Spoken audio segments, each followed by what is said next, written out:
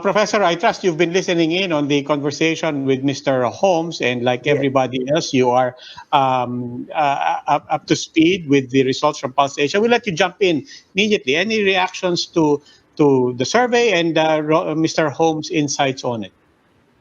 Well, the result of the survey is really, surprising to many people. I think even the palace is somewhat surprised about it because it comes at the time when there are so many crises. The country is facing crisis. Ang daming problema. Sabi niyo hindi lang COVID, andyan yung PhilHealth, andyan yung ABS-CBN.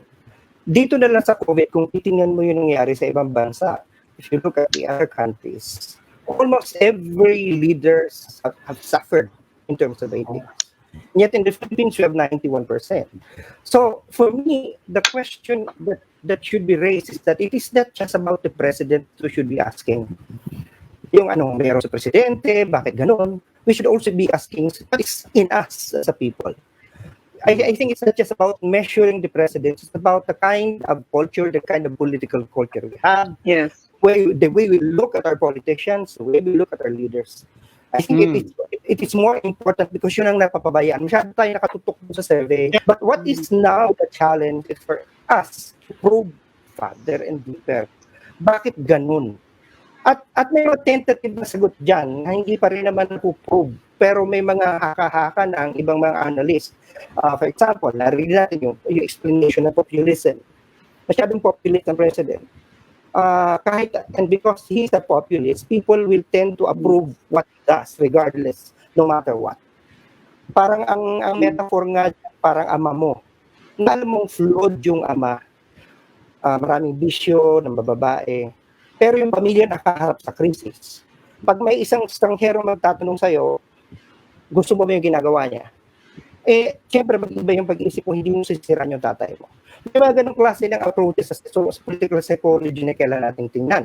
Na hindi natin nahihimay dahil na-consume na ngayong oras natin doon sa pag-interpret ng macro numbers, yung macro figures, which is also factual. But paano mo yung palalimin? Ay hindi pwedeng gawin yun ng isang survey. You have to do a lot of qualitative approaches like focus group discussions, more focus key informative reviews, para mas maintindihan natin.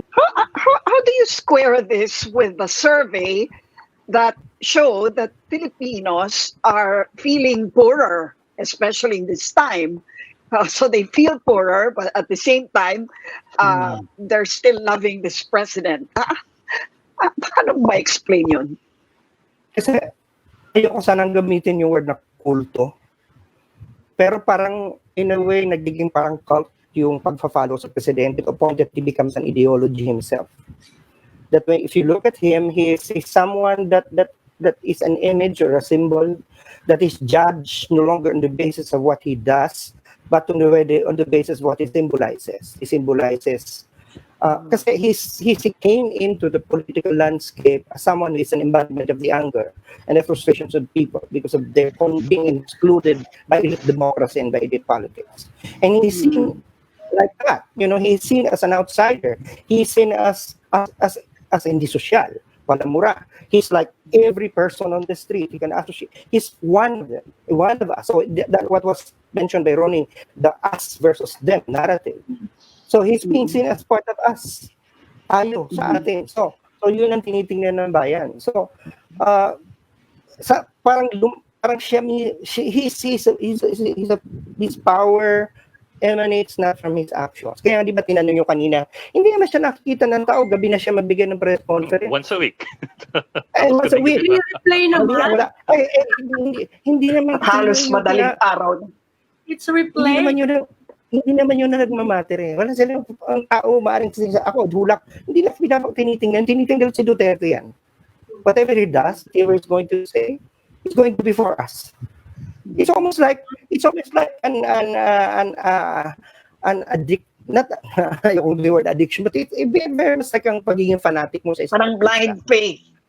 Yung pagiging fan. The president was also criticized in some of his statements na yung lagyan mo ng gasolina yung mask, Yeah. and so on. So these controversial statements made by the president, parang hindi dumikit when you look at the survey. Yeah. Nasasakyan siguro nila. Professor Contreras, I mean, it goes back to my point. 9 out of 10, it takes us beyond the realm of what we stereotypically imagine of a Duterte supporter. 9 out of 10 brings in A, B, C, D. I mean, it's not just C, D, E. Kasama dyan ang A and B. Mataas ang ratings across all demographic segments. Maybe, Robbie, what we should need to do is maybe we social scientists and you guys in the media should begin looking deeper into the social psychology and political psychology of the people. That maybe there are many things that we should study more, understand. And I think in terms of my discipline like political science, we tend to be very much focused on institutions and structures. Ang political culture o cultural politics hindi masyadong pinag-aaralan kasi hindi sexy.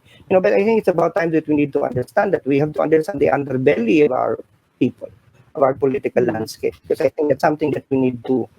9 out of 10 is really surprising. But if we have been surprised, and at the time of pandemic, we have been but we have to understand.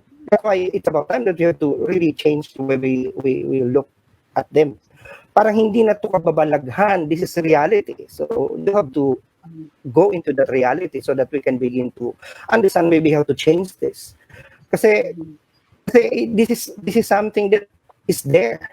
I'm not, he started, sabi nga ni Dr. Holmes kanina, Duterte started with a very huge popularity capital. But Professor, what do you say to your friends who cannot believe this? Because ang reactions ngayon is, hindi ako naniniwala dyan, di ba? Tinotroll ng mga tao yung Pulse Asia mismo. And sinasabi na. But what do you tell them? That if you want to change and to understand the real politics and the politics in the Philippines right now, if you want to understand what's going to happen in 2022, do you tell them na, no, you take this as a given, or do you say that you're right, wag kayo maniwala sa survey?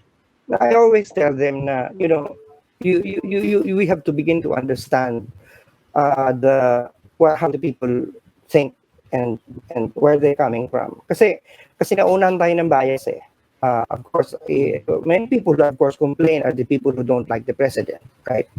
Of course, if you like the president, then you also would say it's okay.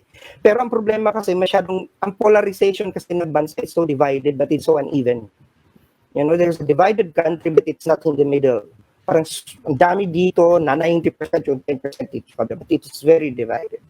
One side will never understand the other. So I think it's about time that we need to do more. And I think more objective analysis of what's happening instead of calling them idiots and irrational people. Maybe we should be starting to be more understanding in terms of just not understanding, maintindihan sila, kundi intindihin din sila. Inquire into why they're doing that. Kasi yun ang nauna, yung mga bobo yung mga yan, irrational yung mga DDS yung mga yan. Yun ang mga DDS, ang tingin naman dito sa elitista yan. So we don't there is this partisanship that unfortunately also go deep into the academia. Even academics, gano'n din. Academics, may mga biases din. So sa halip na aralin ng maigi at objectively yung phenomenon, paunahan ng bias.